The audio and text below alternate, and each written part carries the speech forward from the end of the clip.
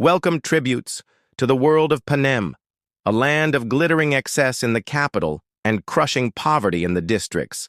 Today, we relive the journey of Katniss Everdeen, a girl who volunteered for her sister, became the Mockingjay, and sparked a rebellion that changed everything. This is the complete Hunger Games story. From the first arrow to the final rebellion, let's step into the arena. Part 1. The Hunger Games. We begin in District 12, the poorest of them all, Katniss Everdeen, a hunter, an archer, and above all, a sister. When her little sister Prim is chosen at the reaping, Katniss does the unthinkable. She volunteers to take her place. Alongside her, Peeta Mellark, the baker's boy who harbors a secret love for her. The capital greets them with luxury, but beneath the glitter lies cruelty. President Snow watches closely. In training, alliances form. In interviews, Peeta shocks everyone, declaring his love for Katniss. Then, the games begin. Deadly traps, ruthless opponents, and Rue, the sweet, innocent ally whose death shatters Katniss and sparks anger in the districts. In the finale, Katniss and Peeta corner the capital with a bold act, the poisonous berries. Either they both live, or neither does.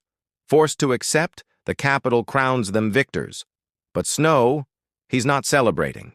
He sees Katniss not as a survivor, but as a threat. Part 2. Catching Fire. Now victors, Katniss and Peeta embark on a victory tour. Instead of celebration, they see rebellion stirring across Panem.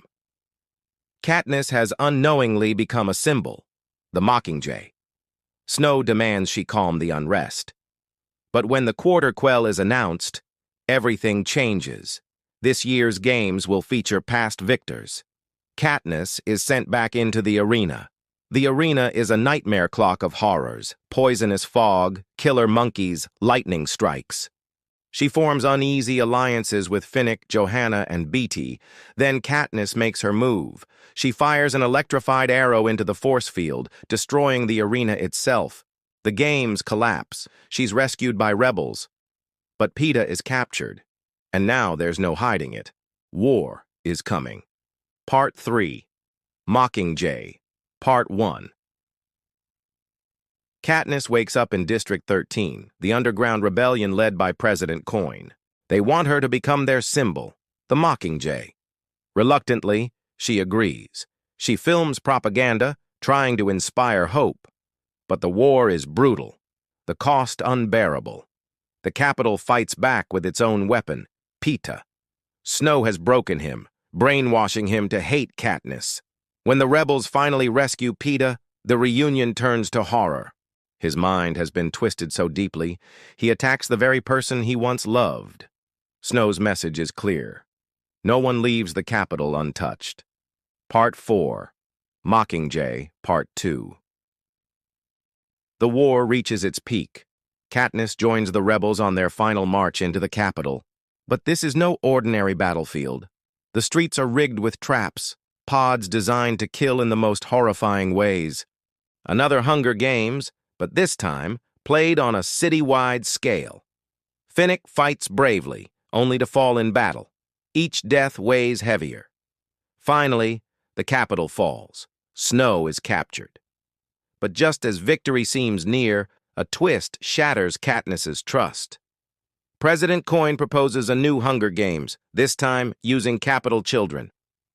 In that moment, Katniss realizes nothing has truly changed. So in front of everyone, she raises her bow and kills Coin instead of Snow. Snow dies laughing, knowing Panem's cycle of power may never end. Years later, Katniss and Peeta live quietly in District 12, raising children in a fragile peace. They're scarred, broken, but alive. And after everything, survival is their final victory. And that is the Hunger Games franchise, a story of love, sacrifice, rebellion, and the cost of freedom. Katniss wasn't just a tribute. She became the spark that burned the capital to ashes. Thank you for watching, and may the odds be ever in your favor.